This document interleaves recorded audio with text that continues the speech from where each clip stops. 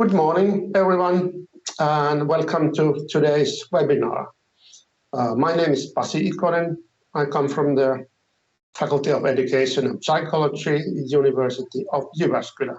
I will be hosting this seminar today.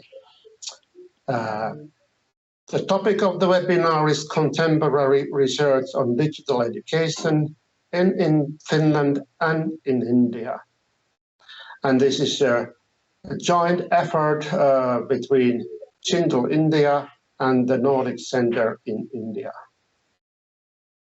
GINTL comes from Global Innovation Network for Teaching and Learning India.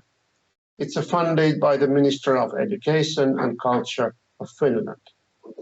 It's a network in which Finnish higher education institutions, together with partners from India, co-create research-based solutions to global educational challenges and collaborate in research and education.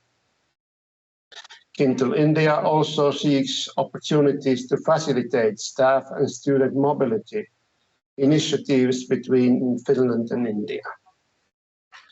The Nordic Center in India is a consortium of leading universities and research institutions from all Nordic countries, Denmark, Finland, Iceland, Norway, and Sweden. And it facilitates and supports a wide range of collaborative study and research activities in higher education in India and in Nordic countries. As I said, the topic of today's webinar is contemporary research on digital education in Finland and in India. And we have a pleasure to have two excellent keynote speakers, one from India, one from Finland, who have a long career of research and development projects of this topic. And I'm delighted to call our first speaker, Dr. Piia Näykki. Dr. Piia Näykki is an assistant professor in the Faculty of Education and Psychology in the University of Jyväskylä. Her research group is specialized on questions of technology-enhanced learning environments, and she has a solid background in self-regulated and collaborative learning research, teacher education and teacher-students interaction, and emotional skills in digital learning environments. Professor Näykki has published extensively, and she has led and currently leads several research projects funded by Ministry of Culture and Education, Academy of Finland, and European Union and other major stakeholders. So her research covers various approaches related to our webinar topic today. Welcome, Professor Piia, and you can continue. Hello, everybody, and thank you for your presentation, Pasi. And it's my pleasure to be here. So thank you for the invitation for the GINTL network, and good afternoon, every colleague in different countries and different towns and municipalities who are now following this webinar. So in my talk, I will talk about learning and interaction in digital learning environments. And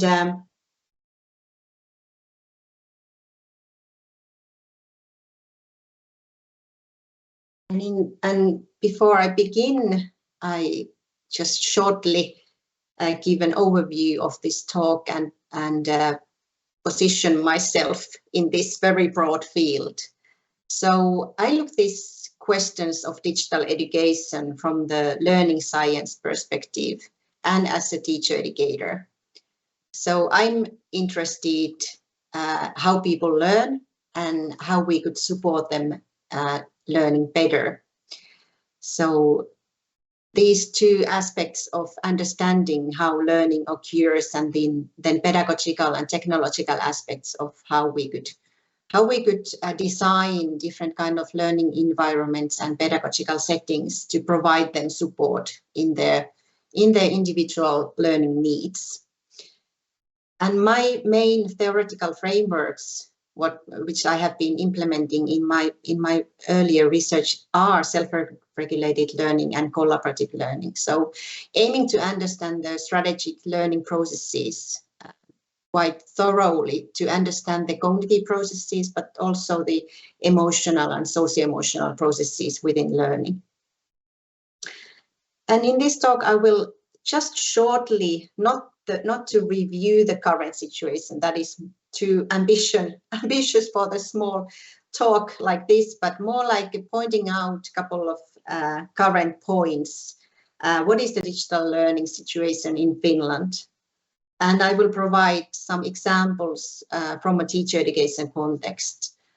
We studied Finnish student teachers' experiences during the pandemic time. So pointing out a couple of points from that study, and then providing an empirical example of where we used virtual reality as a learning environment and focused especially on the topics of socio-emotional presence of group members while learning in this environment. So the main starting point is to understand active minds and to understand learning as a very complex interaction between cognition, motivation, emotion, and metacognition. So learner needs different skills to organize information, to memory systems, to remember the information, and the motivation to learn and motivation to regulate own motivation in learning. So in times of different learning challenges, to have a resilience to continue in own learning processes. And metacognition to view overall, like what are own learning skills and how to provide better support for own learning. And nowadays, learning happens more and more in different social settings, in groups, in interaction. We are working and we are learning together with other people. And so it's important to understand the social contexts and different type of technological affordances, what we are using for our own and for our shared learning processes. So a framework of collaborative learning is focused on both the face-to-face interactions, but also the online learning interactions. And the collaborative learning research has recognized that there are some temporal and multidimensional characteristics that are in the optimal cases shared between the partners in collaboration. So collaborative learning research has recognized, for example, planning and monitoring and evaluating as a very important strategic processes within social learning contexts. So people need to share their understanding and negotiate of their task understanding, like how they understand the task, what they are supposed to do together, how they understand the content they are working with, how they share the task interests and group expectations. So both kind of cognitive aspects, but also motivational aspects, like how interested they are in the task and how they support each others to be better focused in a task while working together. But of course, it's not always very easy. It's very strategic process, and there might be different type of challenges in groups. And in my previous research with colleagues, we have used video observation research to understand the socio-emotional interaction within groups. And we have recognized that there might be some even very strong emotional reactions that may challenge the effective group interactions. And we have also recognized that when these emotional challenges are occurring, the group members may try to continue the task working, but they are not necessarily solving the emotional challenges, and that means that the different type of challenges continue and are repeated while working. But we have also recognized that these emotion regulation strategies can be occurring in group level, and group members in a very good situations, they might even be able to regulate each other's emotional experiences and emotional expression. So they engage in meta-level discussions on the how emotional reactions are occurring, and they aim to solve those as a shared process. And we have also aimed to provide some support for developing these important strategic learning skills. And we have designed this modeling and practicing scenarios where teacher students could practice emotion regulation in authentic situations. But when we discuss about the learning and interaction in digital learning environments, those important group level strategies are even more important when you don't necessarily meet face to face and you don't share the same space and you are relying on rather limited information that you can receive while working through online systems, for example. So in terms of the digital learning in Finland, teachers in Finnish schools, they use different forms of digital learning materials and resources in their teaching practice. And it's a very essential part of the core Finnish national curriculum, which describes 7 transversal competencies. And one of those is the ICT competence. So in Finland, we see the ICT or digital learning as an object in learning, but also we see it as a tool for learning. So people need skills in digital environments, and nowadays when the digital tools are actually everywhere, people need skills to function in those type of environments. But also because the digital environment can be a tool for learning, so it can provide that type of environment where you can do things that wouldn't be possible without digital tools. So kind of understanding how it can be a support for learning also.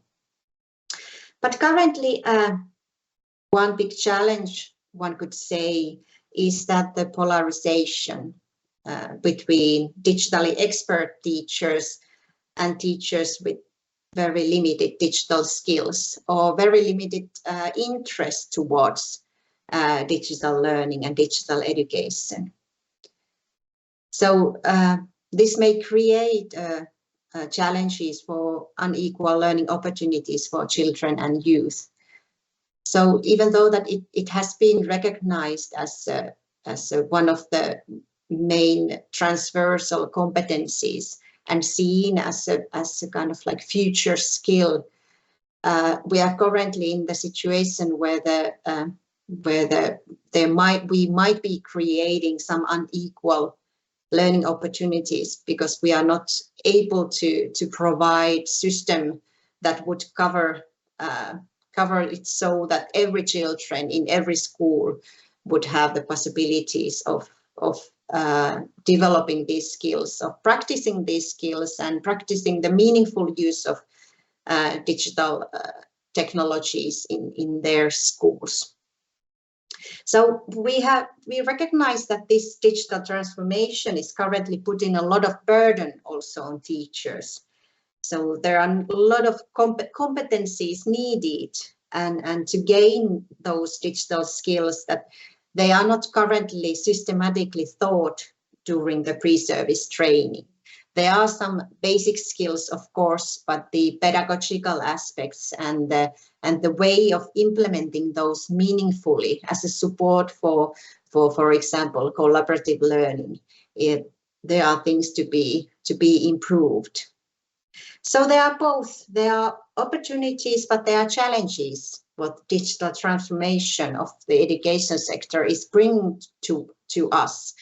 And of course, representing a teacher educator, this means that we are in a very critical position to provide these skills and competencies for our student teachers, so that they would be more able to bring those to the school systems and to be kind of the leading persons to provide the equal possibilities for children and youth.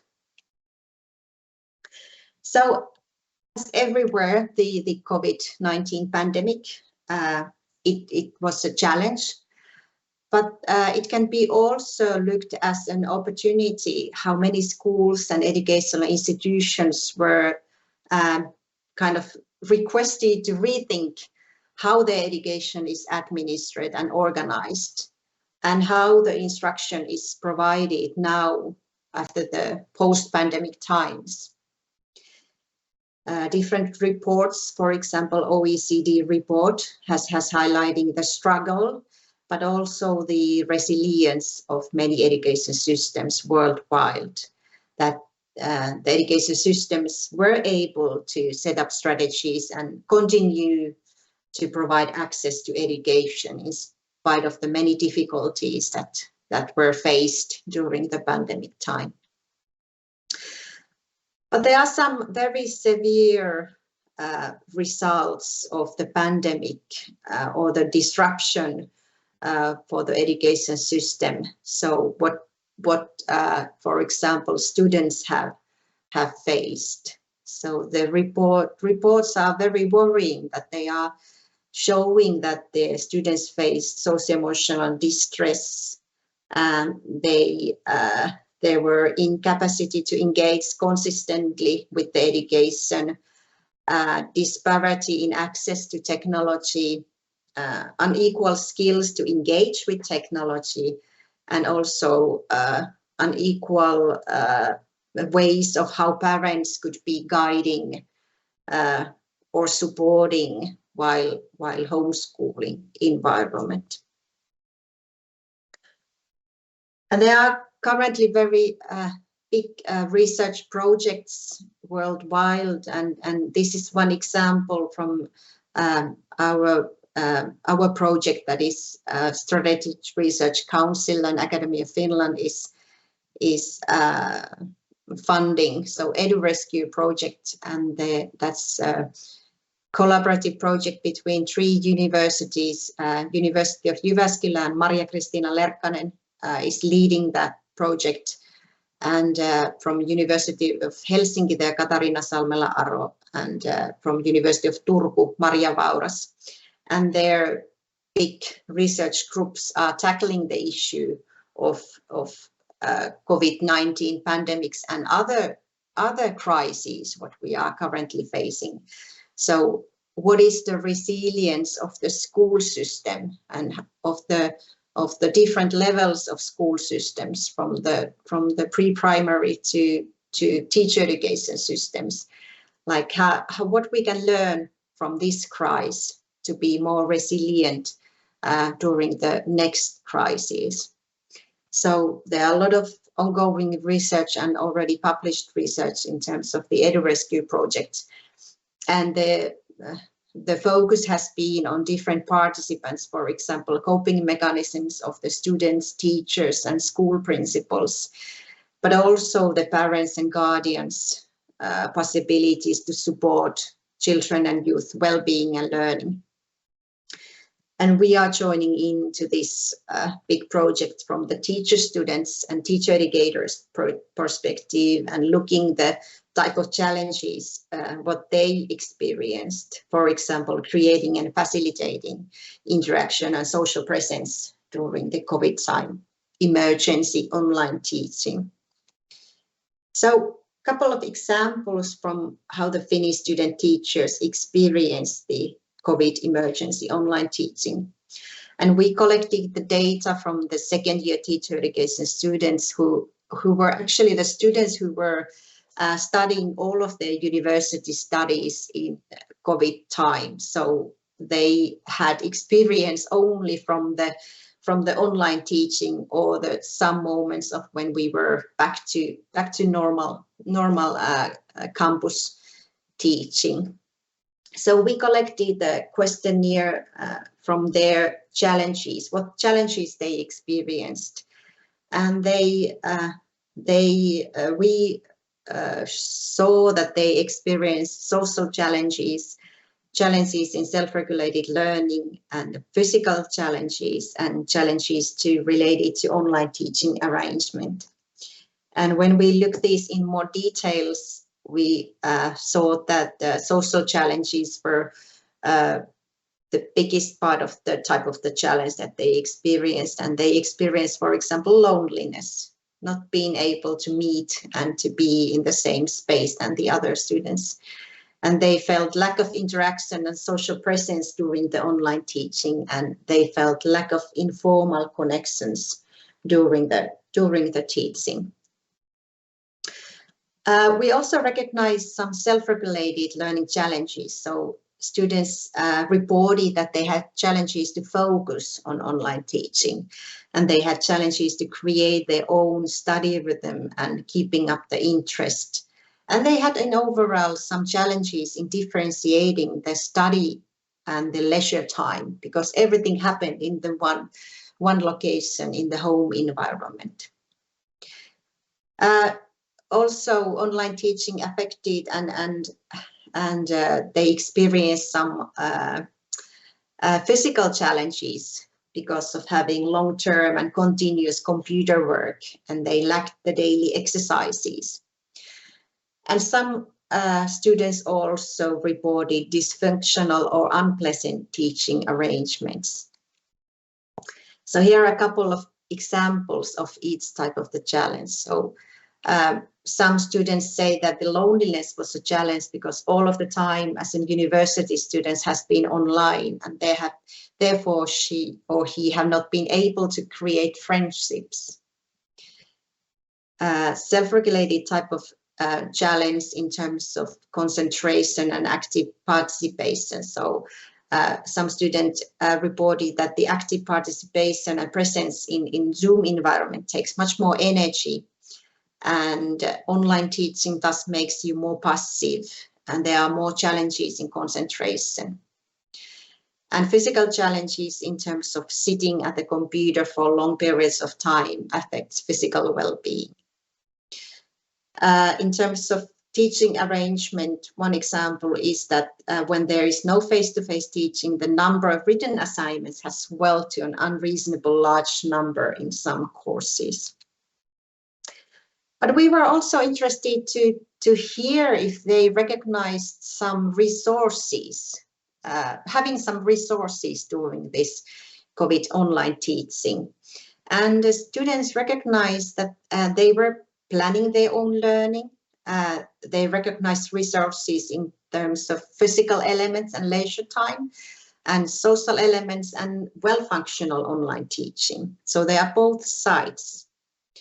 So when asking about their resources, the students reported that they were creating own rhythm and selecting a suitable study place, and some of them were enjoying peace, safety, and flexibility of their own home environment. In terms of social resources, they were reporting that they were actively engaging to group activities. So they were missing it, so they aimed to actively engage through online systems. And they received support from family and friends. Students reported that they also took care of having enough exercises and outdoor activities, and sleep, rest, and healthy lifestyle in general was recognized as a resource. And also well-functional online teaching was also recognized. So some students reported that flexibility in doing the learning tasks in own space and time, and that the video materials of the lectures they were able to go back to the materials as many times they wanted and when they had time for it. Students reported that their group activities were very important, and those supported, and that they supported each others and worked together. And then some students also reported that they have cut down the digital time in the digital environments in the leisure time and remember to enjoy also outdoor activities.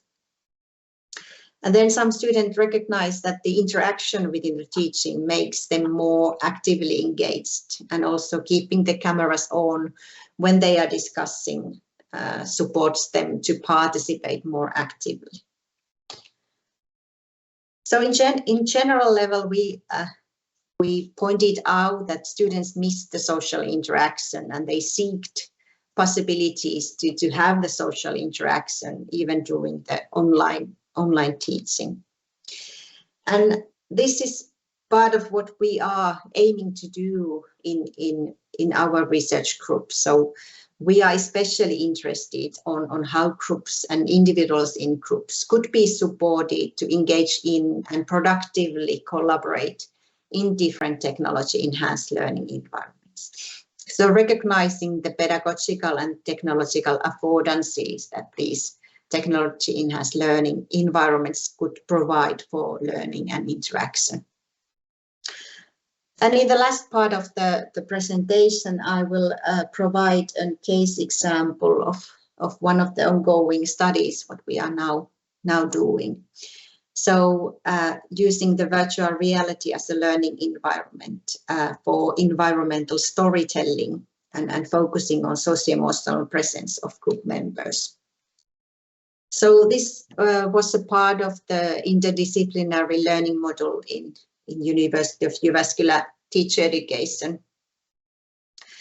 And this case implemented together with our teacher educators and with 2 different research projects. And in this course, we address teachers' core competence areas. So competencies related to interaction and diversity, social and societal competence, and pedagogical competence. And the theme of this course was sustainability and climate education. And we provided the experiential and art and drama-based teaching methods and the aim to use different learning environments to support and provide new ideas for both the teacher students, but also to teacher educators of how this course could be organized in part of the virtual reality. So we used Allspace VR and ThingLink as a new environment for both the students and for the teachers. And as a research project, we provided pop-up meetings, both for the students and for the teachers before the actual virtual drama activities, so that they could get more used to working in these learning environments. And we had the idea of implementing virtual drama to this course, and we instructed students and divided them to 5 groups, and they were representing different types of media personnel. So there were TikTokers, YouTubers, bloggers, vloggers, or radio personnel, or magazines personnels. So this was kind of part of these drama activities that they were taking this, creating their own avatars representing the assigned media type. And the media type was because they were asked and instructed to think how they could affect on their followers' environmental thinking. So as a preliminary task, we asked them to install the Allspace VR and create their own account, and then familiarize themselves with an environment and our UXR campus. So Allspace VR, we have the UXR island where people can go around, and it's designed to be kind of like creative space for different type of group activities. So there are different locations within the island where you you can move around and gather together to discuss. In this experiment, we didn't use VR headsets because we were in the remote and restricted pandemic time. So students didn't have their own headsets. Instead, they were using the 2D version from their own computers. And we divided each media team their own working spot on the island, so they knew where they would go in the island. And we asked them to save the outcomes of their working on their own kind of desks on ThingLink environment. And as a backup environment, we had a gather down. So if some group would have had some technical problems, we could then take the backup environment to be in use. And we collected the data of video data, screen capture of the groups working. And then we collected also the student reflections in WebPropol. And in this study, we are implementing the framework of communities of inquiry, which is quite well-known and widely used framework in online teaching. So, and the digital pedagogical development, focusing on different parts of experiences of presence. And in this study, we are at the moment focusing on this social presence. So how students are interacting and collaborating in the virtual world. The other aspects in this framework are cognitive presence, how they are dividing or sharing the information and building knowledge. Teaching presence, what kind of teaching arrangements there are to support the students' work. Learner presence, how they are organizing their work, sharing work and managing the time. And technical presence would be the affordances of the virtual world. And emotional presence would be emotions and feelings awaked by working in the virtual world. But at the moment, we have been looking at this social presence. And we have been looking at it from the video data and recognize the elements and indicators and examples. So how interactive, how cohesive, and how effective the interaction has been. And we are currently working on this video analysis to write a first conference paper on it. I'm looking my time and I see that I'm a little bit running out of the time, so I need to a little bit speed up now. So, and we also collected their experiences and students were reporting that this idea could be useful for teaching and it would be more easier to jump into virtual character than in the face-to-face activities. And then some students felt that this increased their kind of like feelings of self-efficacy in terms of technical new applications. So kind of developing also digital pedagogical skills while as a student using this type of environment. There were some challenges because we were using the 2D version, so there were no facial expressions that could be read. And the students also recognized that they kind of felt it a little bit challenging to talk out of turn and because there was the idle time between the interaction that normally wouldn't have been taking. And they felt like when they were providing the presentation of their media team, they saw that the people were gathered around them and they were watching like they would be in a normal situation. So this could be the way to practice talking in front of the group. And the student also experienced that trauma activities help them to step into a role and they were taking the position as an expert and actively thinking about how and why the character acts in a certain way. So in that way, this gives an kind of like idea for us that this drama activity was useful and provided kind of immersive experience that they felt like being as a media expert in this task.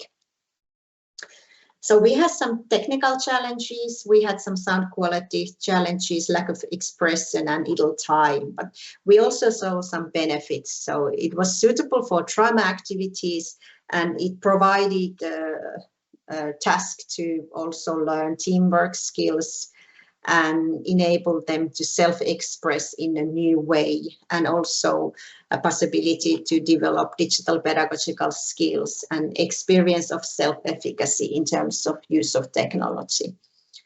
And they also, some of the students saw it as a tool that they could be using in their own teaching, and potential for relieving stage fright also. And we are continuing this, and in the next phase in a new course, we will be implementing this again, and now we are implementing it with the head-mouth set. So actual virtual reality experience will be provided for the students, and we will provide them more moving around in virtual world, and not only to stay in their allocated spaces. And then continuing also with the video-based reflections and teacher-educators reflections. So as a conclusion, a couple of main points. So what we are aiming for is the meaningful use of technology as a support for learning and interaction, and to provide experiences both for the teacher-educators and student teachers about how technology could be used as a support for learning. And we aim to understand the skills needed to learn and interact in digital learning environment. And because then during the COVID times, teachers, students, and teacher educators miss this social interaction and feeling of social presence. That is something we need to design better and design more to our teaching. And also to provide new possibilities from virtual reality technologies to provide support for learning and interaction. And now it's my time to thank you for your attention. And if you have any questions, I'm happy to try to answer them.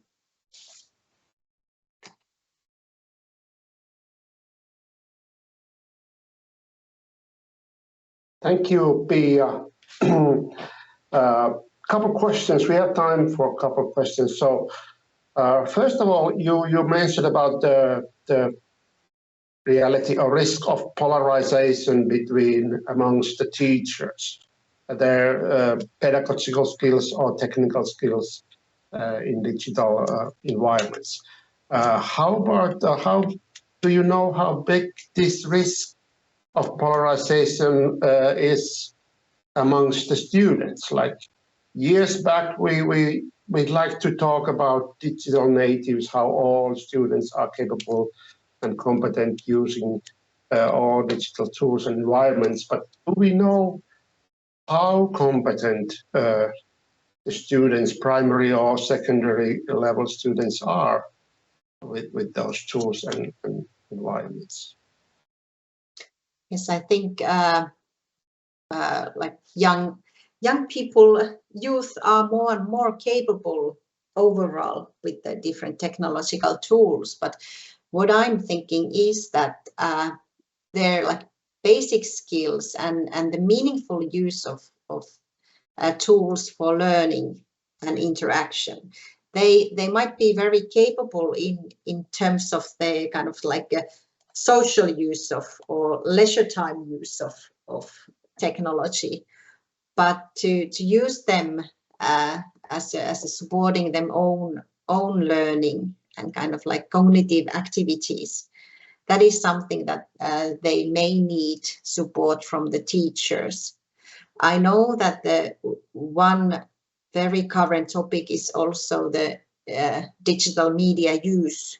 Kind of like we are talking more and more like how often and how long times people are using digital medias, kind of like relaxing and just spending time. But what I'm thinking that those skills to use it for the cognitive activities, that is not like self-evidently developing, but children need support for that. And then maybe also this one topic is that how each others are, the behavior, and kind of like there are some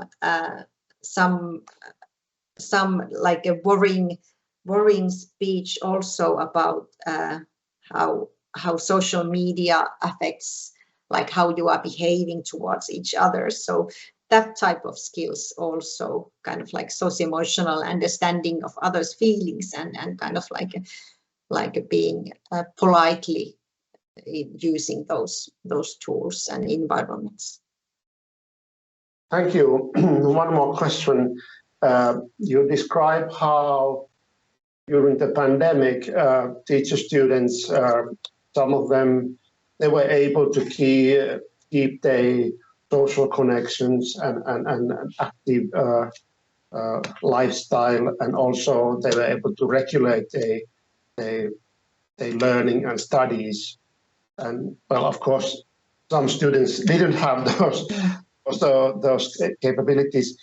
Do you know, or do you think that those students were the same when all went digital compared to the situation before pandemic or after pandemic? Because we know that the university students in general, some students are more capable to regulate their learning and daily life and the social skills. Some are lonely also outside the pandemic.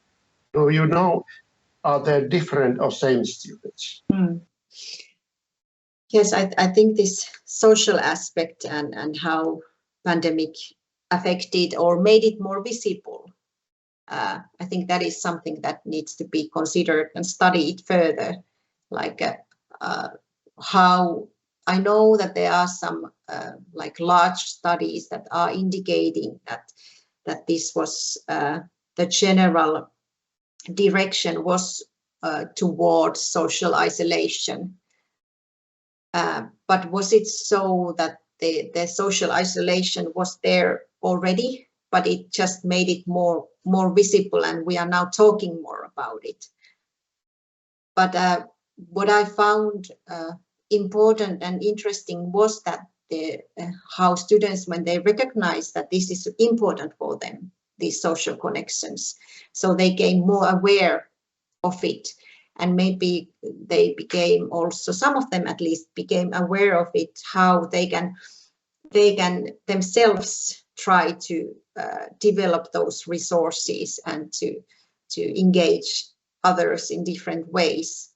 So I think it's important to point these out and to provide examples that if we are going back to different crises and we are more aware then, like from the beginning, like the system has developed from how it was earlier. So kind of like providing information of this topic so that we would be more aware and to be more aware of trying to find resources and provide resources to each others. Thank you, Professor Piia, for your presentation and your answers to these questions. I think it's time for us to move to the next, our next guest and a presenter, Dr. Amina Tarania.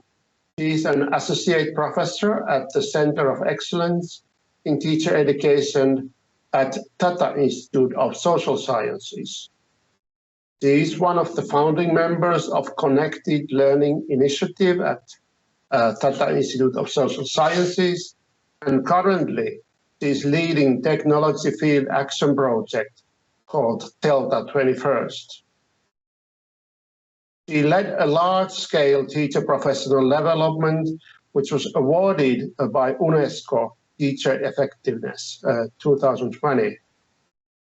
She and her team has extended this initiative across 9 states and 5 different languages in India. Over the years, she has published and presented her research and practice internationally, providing evidence-based advocacy of teacher agency and learners as producers and not merely consumers of ICT resources. So warmly welcome, Professor Amina, and let's all enjoy your presentation.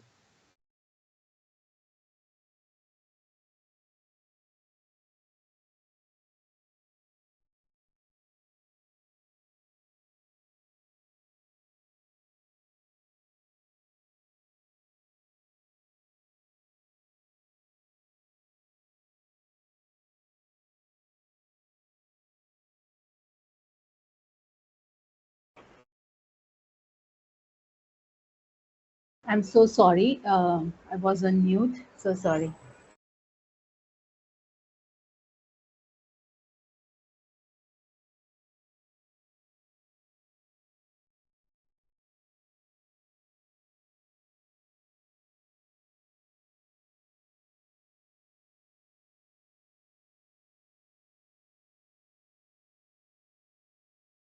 So sorry for that. I had forgotten to unmute myself. Thank you so much for this opportunity to share and present my presentation today. I would like to present from our practice and research certain learnings that I have been able to call features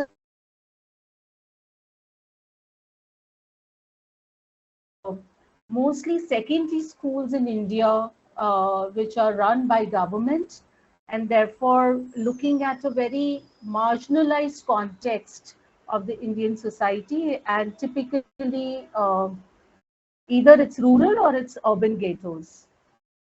Some of the innovative use of technology, if we look at the literature over many years, some of the characteristics of this innovative use of technology that we come across are when technology is used considering learners' context, it's learner-centric, connected to curriculum, allows agency or autonomy for the learners and the teachers, um, allows learners to not only consume the resources that are made for them by others, but also allow them to create their own learning through artifacts, through projects, through problem-based learning, research, and create with their own and take technology in their own hands to create their knowledge.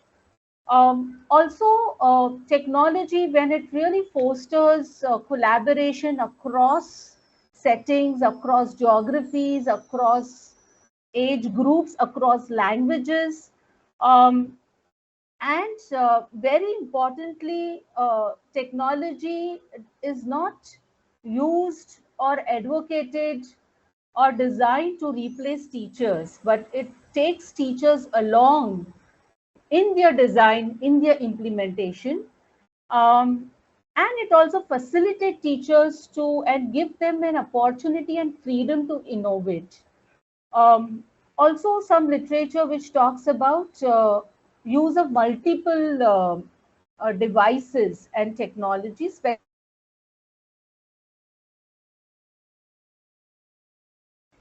Coming to National Education Policy of India, which got released in 2020, also emphasizes a lot for the first time on integrating technology into teaching and learning in K-12 as well as higher education.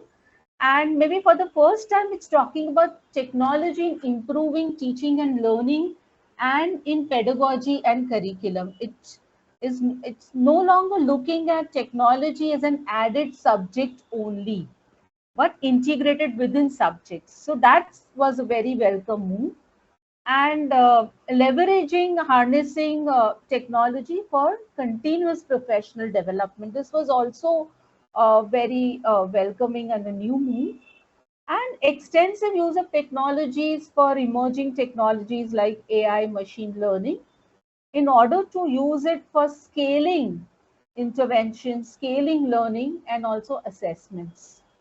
But what was also important to notice in this national education policy was that mostly there was a lot of emphasis on content creation and disseminating this and making this content accessible. And this policy kind of also was released in the pandemic, and so there was a lot of emphasis also on giving access to digital content and resources. And it seems that learners themselves having the autonomy, agency to create their own content and learning through that was kind of missing from the approach of technology use in the national education policy. So in this presentation, I'm going to use uh, to illustrate some of the innovative use of technologies by using the context of one large project, which is I'm calling project-based learning with technology, or in those days we also use project-based learning with ICT for adolescents in some of the rural context in India. So, so this in nutshell kind of summarizes that intervention. It was focusing on connecting technology with the curriculum, allowing students to go deeper into their curricular subjects by creating projects, and at the same time capacitating teachers to then accommodate and integrate this project-based learning with technology within their subject lesson plans through professional development for teachers. And the outcomes, which also evolved over time in this 10 years, was looking at learners as confident producers and adapters, not just adopters, but adapters of technology, imbibing 21st century skills and have confidence, responsibility, accountability, and agency to adapt and tinker with technology to also disseminate in their communities. Um, and this was largely the rural project, 91% for rural. Wherever urban settings were used, it was mostly uh, either Muslim ghettos or other minority ghettos, of marginalized communities. Now, reflecting back on, how in this 10 years, how this entire initiative moved from phase 0 to phase 1, and what was the changing role of technology that facilitated or got facilitated by these changes. So very importantly, the first stage was not a scale model. It was just seeding and understanding if this project-based learning with technology with the curriculum in the year 2012 in India, in very, very rural settings, where it was a very novel concept. Usually here, technology was only seen as like a, learning computers, sometimes a textbook on how to use computer, not even practical, or even if students are taken to the laboratory, they're only learning digital technologies, computers, certain applications. But this was a little novel in 2012 because this required students to create with technology and go deeper and connect with curriculum and 21st century skills. So when we started in phase 0, it was mostly we started with learning centers, in informal learning centers, which were run by non-government organizations. And it was a very controlled setting, and it was very easy to do this kind of innovation. The scale was not too much considering India. as a large country, and the stakeholders and the teachers were mostly NGO facilitators. And when we trained the teachers, it was also face-to-face workshop, doing very, very rigorous supervision of the field work, and then giving them extra revision workshop. It was kind of very rigorous on ground.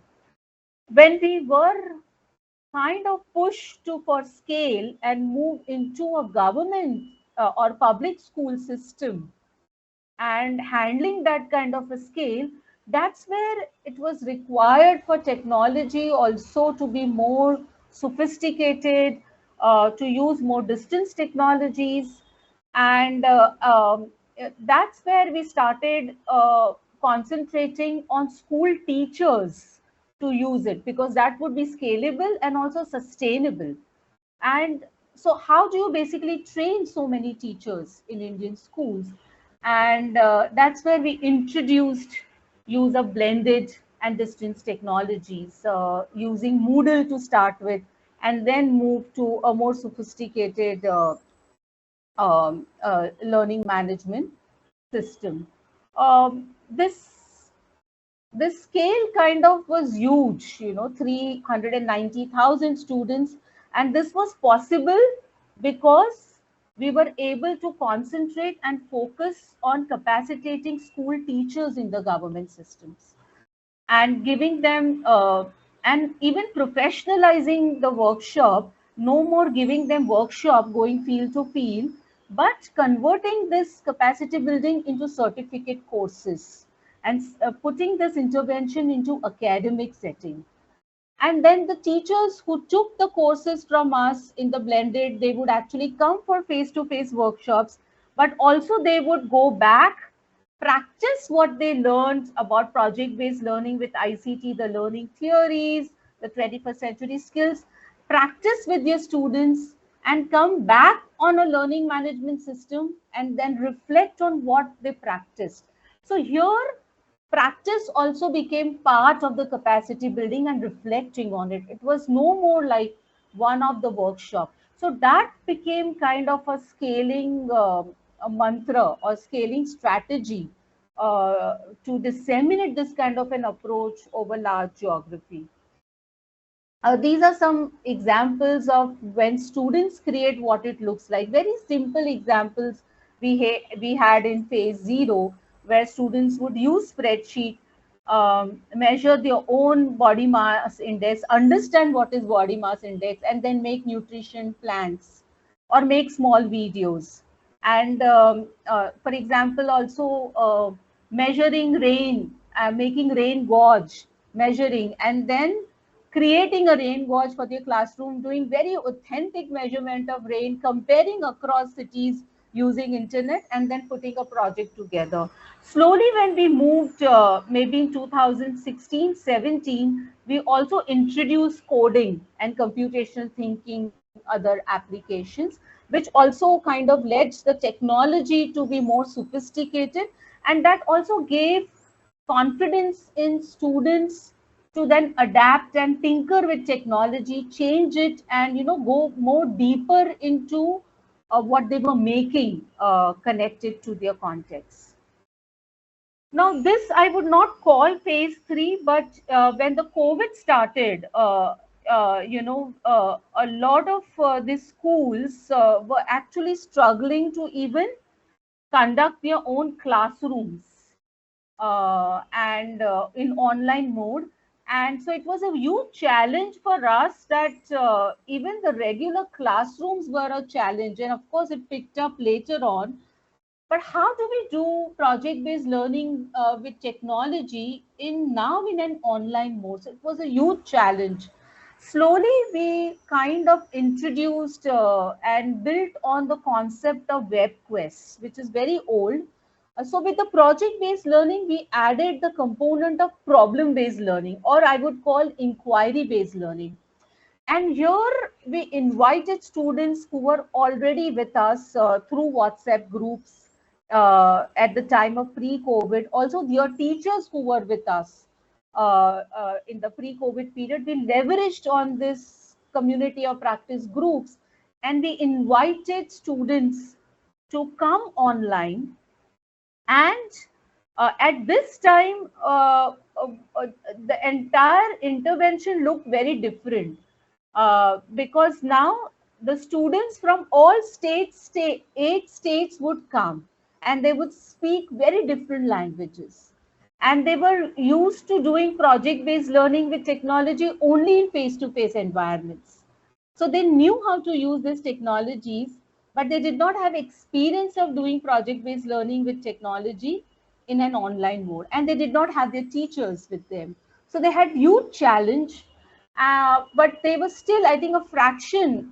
We were not able to do this at scale, but we were able to do with a relatively small scale with a couple of hundred students, maybe about 700 students who were able to come online, and we kind of changed our intervention and converted it into an inquiry-based learning. So, for example, we stayed with the connection with curriculum. We had teachers with us who designed with the TIS team, and we would pick up the topic, create a problem around it, and introduce these problems to students over online, give them some 2 to 3 days to experiment, to use these concepts in their real life, find solution, and come back on the synchronous video conference. We were using an application, we were using Zoom, and they would come back, and they would also basically do a lot of homework assignments, and so there was a lot of rigor in this inquiry based learning, which required students to also do projects now online. And what was very, very encouraging was that certain things that we were not able to to use it in face-to-face project-based learning with technology, we were able to do this in an online mode in this Leap Quest.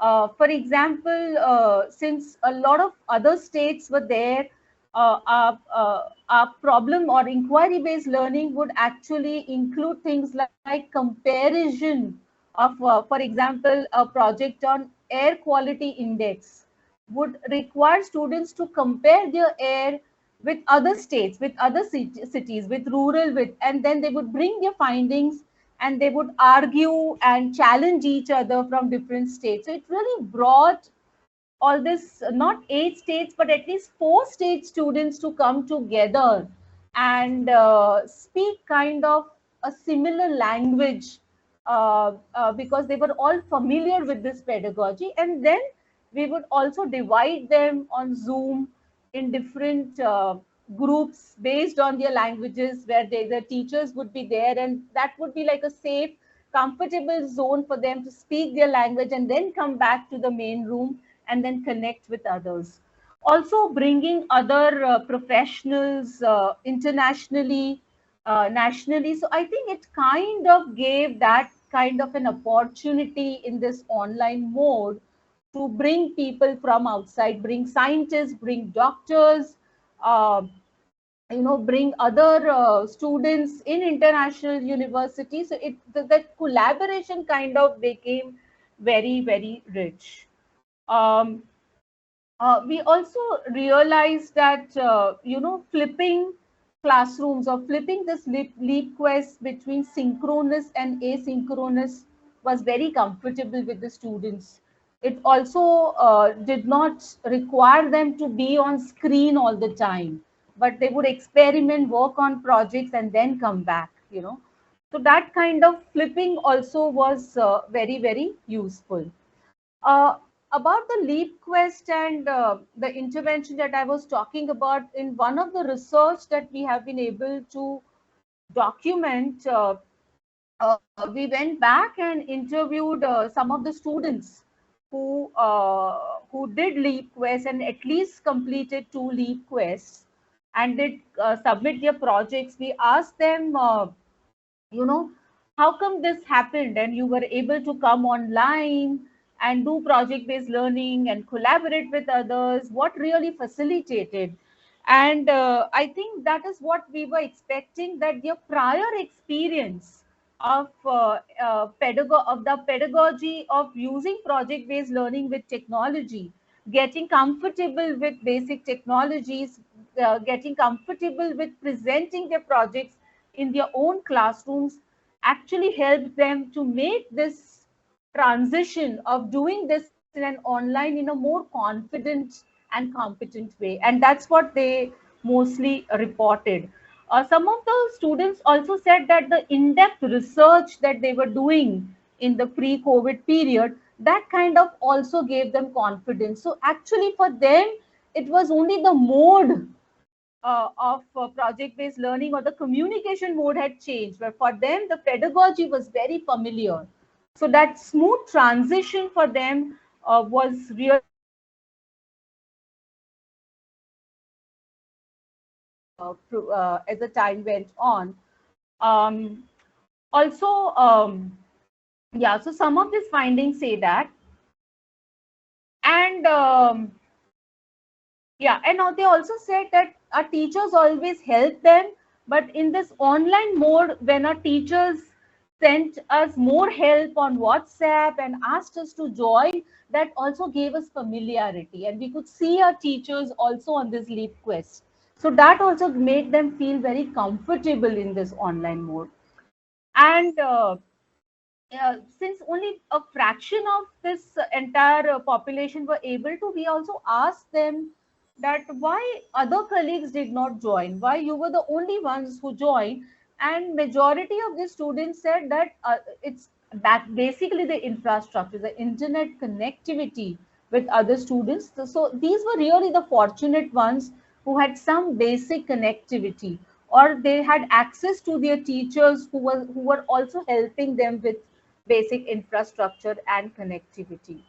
Um, this is also contingent, this is also similar to some of the earlier findings, that going in depth and allowing students to construct, create, and go through this knowledge deepening allows them to even use that learning in a different context, and that transitioning and transferring is easier and possible if the intervention allows them for some kind of a knowledge deepening and constructing their own learning.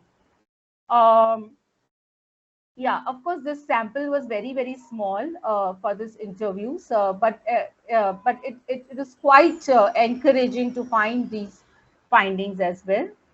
Um, Now, what we realized was in COVID-19 2021, we got an opportunity with the other Delta project to basically use same project context. So this context was Mumbai, and we never worked in Mumbai context, an urban context, and working at one of the ghettos, a very large ghetto, a slum area in Mumbai, and working closely with schools. But we started in the COVID period, where the classes were the regular classes were already running in an online mode. So when we tried to get into those online classes of the teachers, and we tried to do project-based learning with technology, it completely failed. And some of the reasons were, the the children were not familiar with that kind of a pedagogy, not only in online mode, but they were not familiar with project-based learning with technology and connecting with curriculum, even in the face-to-face environment. So there was no familiarity, and the way they were taking the classes, the regular classes from their teachers, was very, very small period, like 2 hours in a day. And the teachers would usually give them a lecture on Zoom and then put some homework assignments on WhatsApp. So this kind of a pedagogy that we used in Leap Quest, they were not familiar with. So their expectation, or even expecting something like so rigorous in an online mode, they were not familiar with, and it completely failed.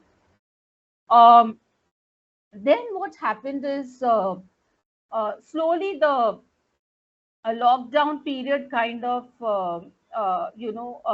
it kind of came to a face-to-face, and it again went into lockdown, and then again into face-to-face. Now, when it came into face-to-face, we kind of captured on that opportunity, and we started doing very rigorous camps in the schools. In these camps, we introduced project-based learning with technology in a face-to-face environment. And this time, we particularly gave them a lot of experience with distance technologies. So, use Zoom or any other video conferencing tool, and whatever you made in this camp, now share it with other school, even if it's like 2 kilometers away from that school, but still share what you have done, or share it with other teachers through video conferencing. So giving them that kind of hand holding, in case if it goes again in a lockdown, then they would get familiar. And I think that kind of worked well. We didn't go for the very long period again in the lockdown, but they got used to using this kind of pedagogy also in the online mode. Now, I'll move, I hope I'm in time. I'll move a little bit now into the teacher professional development, which is woven into this entire initiative with students. So the teacher professional development, had a very long trajectory.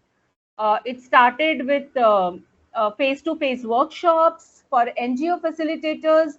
And then when we started doing capacity building with government teachers, because we started putting the intervention in government schools, then we actually started certificate courses on constructivist use of technology and put the practice component.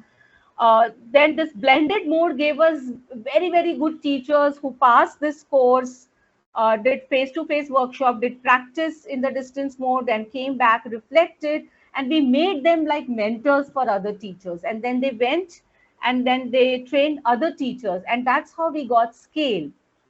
So this entire trajectory, and when the COVID period started, these teachers who actually took the certificate course became mentors. They also helped us doing very large online, just not blended, but online teacher professional development in their states to very large number of teachers. So, that kind of trajectory it had. So the phases of this continuous professional development went from face-to-face workshop to blended, and then in phase 3, when we were asked by UNICEF to do 4,000 teachers online learning in the COVID period, and do it totally online to mostly rural teachers, we used all our experience in blended mode, in face-to-face, and we created kind of a 8 weeks course, a 6 weeks course, which they finish in 8 weeks in a totally online mode. And this pedagogy kind of continued, but it took a different shape. So for example, when we moved teacher professional development in an online mode, it was very difficult to do, to grade their reflections, to grade their lesson plans, and we introduced them peer assessments. So we used a learning management system which allowed large scale peer assessments, and we were very skeptical in the start to do this. But I think teachers slowly, even if they did not know much of technology, they slowly kind of got used to this peer assessment. And then they really appreciated that, they were trusted to even give feedback to their peers. And how did they grow with others' feedback, and how they really felt trusted and they felt honored to give feedback to others. So that kind of worked in the long run. We also introduced in the COVID period a digital badge, because we realized an online certificate course, many teachers were taking it, but a few kind of a section of teachers wanted to complete things in 2 weeks. They did not have much time. So, we kind of chunked a course into smaller bites, and then we gave them badges instead of certificates, which had less academic kind of credential, but we included state government logos, the funder logo, and disseminated that. So that was a little bit of innovation we did that to bring this, and the COP kind of the WhatsApp and the Telegram groups that we're using were actually very, very helpful. That kind of sustained teachers' interest and gave them tremendous learning support. So I'm going to skip this study. It basically goes back to the earlier study, but with teachers. And what this study actually re-emphasized was that if teachers have gone through this kind of a pedagogy, then they are, and they have done a certificate course in the past before the COVID period, and they have disseminated and become master trainers and mentors, then they were more likely to use project-based learning with technology with their students in the COVID period. So we have some statistical kind of evidence to prove that kind of transference of a very rigorous CPD that emphasizes constructivist pedagogies, and then teachers' competence and confidence to use it in the COVID period. We have some statistical kind of evidence to prove that transference effect.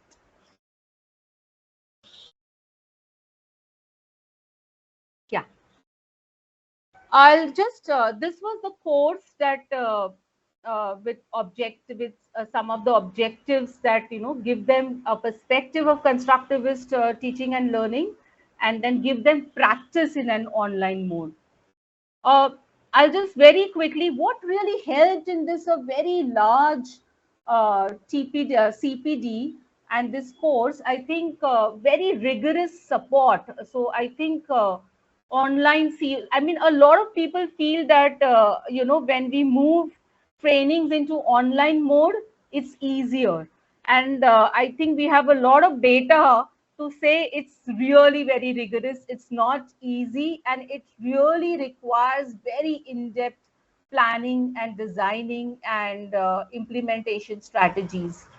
So online COPs, online class, every day, 1 hour online help for teachers.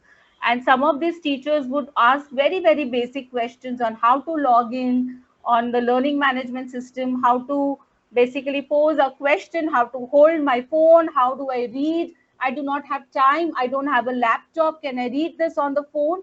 And I think this tremendous, rigorous learning support is what made at least 60% of the teachers complete these courses.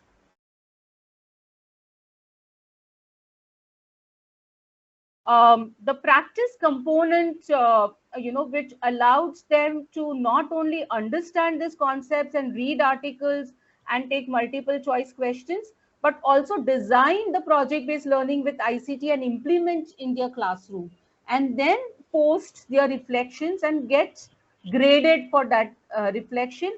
That practice component with the learning management system allowed was very, very useful.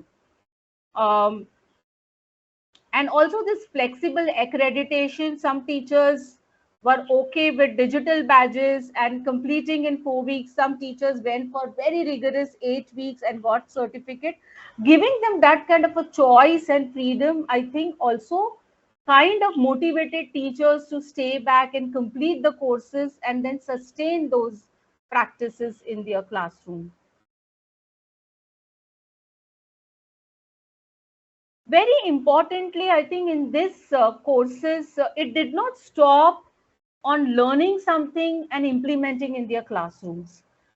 Even with this large certificate courses, we invited teachers in step 2, and that is, now you have learned, now you have implemented, now you are confident, now go and basically train other teachers, and you'll get a badge as a master trainer for that.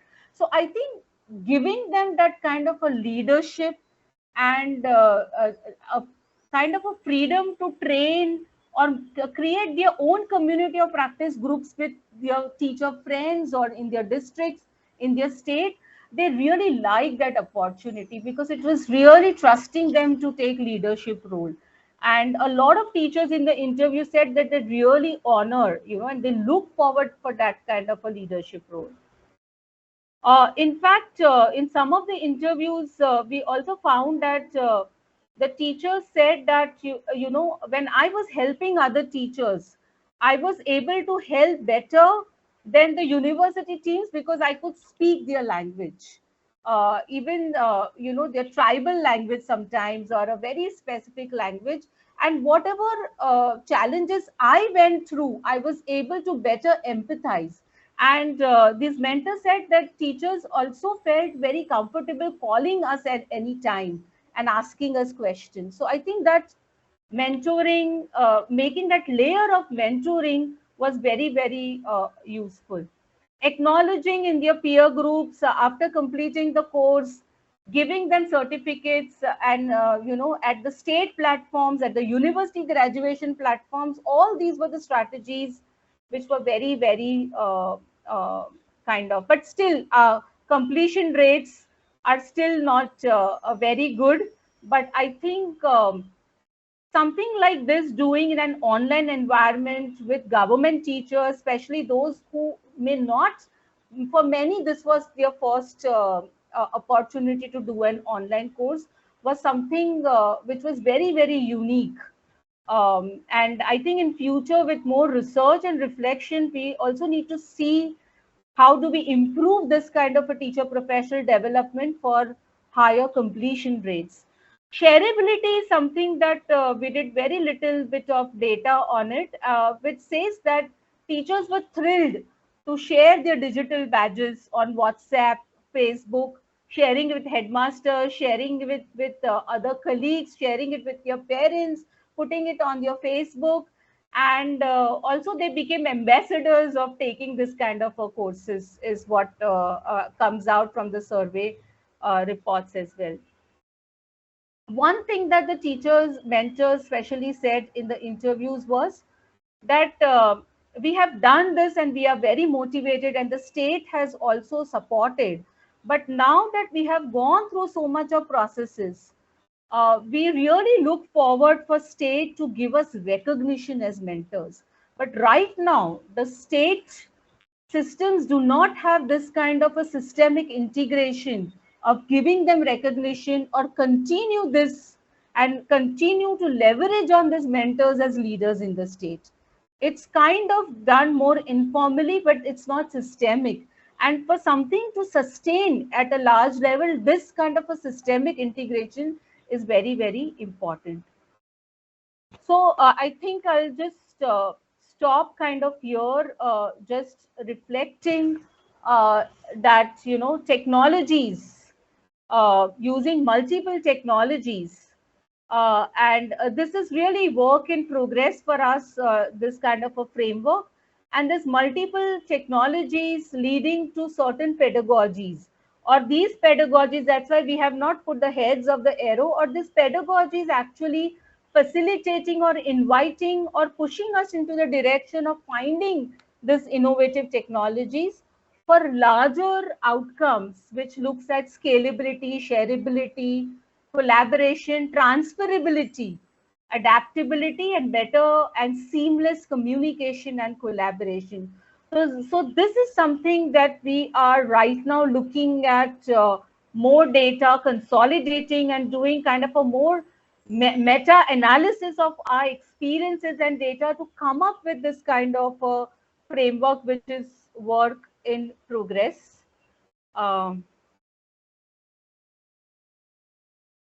Yeah, and some of the very in-depth case studies of what I have been just highlighting in the rural areas and using project-based learning technology is also captured in this book that just got published this year, which has like 32 authors from different states, from different teachers, from NGO partners, from state.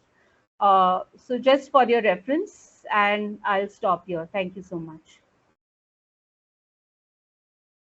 Thank you, Professor Amina, for this very interesting and profound presentation.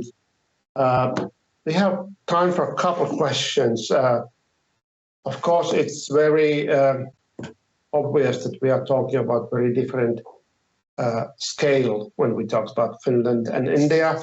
When we talk about number of teachers or students, or even states and languages.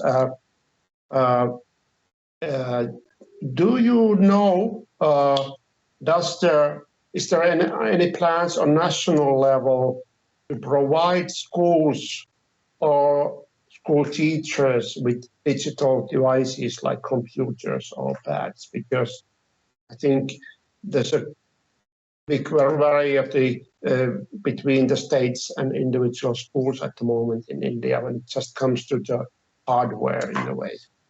Are there kind of national level plans or state level plans to provide schools with hardware? Yeah, sure. That's a good question. Actually, the national education policy is not talking much about it, but it's emphasizing more on personal devices or, So earlier the focus was more on the lab structure, like every school having computers and desktops.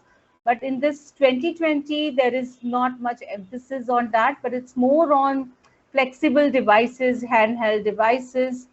And in this COVID period or even after that, I think it's more state specific. Their policies, certain states have actually given laptops to students who are meritocratic, or give laptops to the teachers, provide smartphones, or create some kind of a community hubs in the villages where or the teacher training, what we call diets, and put this infrastructure there and then let people use it.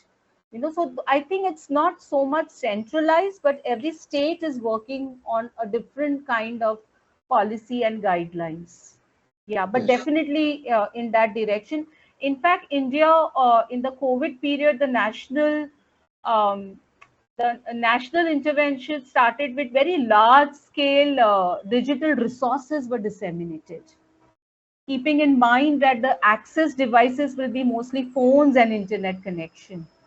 So I think more emphasis was more towards that. Yeah. Yeah. Thank you. Another question. You mentioned these badges that teachers could get while working as a mentor teachers. Those teachers, do they benefit also financially while they are working as a mentor teacher or master teacher? No, it's purely voluntary for them. So I think it's a little complicated. It's not definitely financial in any ways.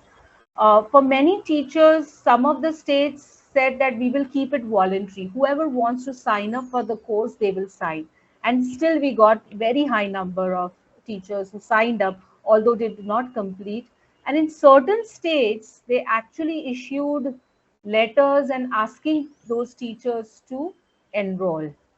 So there's a dynamics, if someone asking you to enroll, and sometimes you just do voluntary. So that is an interesting piece of data that we are waiting to analyze, but no financial increments or anything. But what we are asking the states slowly, and we are advocating that if they have done so much of teacher professional development, they have become leaders, they have become mentors, allow this into their career pathways. A system which kind of give them some credits towards moving towards a career pathway. At least that will be very, very encouraging for teachers. This sounds very interesting. We have in Finland and in Europe some kind of similarities. We talk about micro-credentials, but especially in India, where the number of teachers is so high, this sounds very, very interesting. Sure.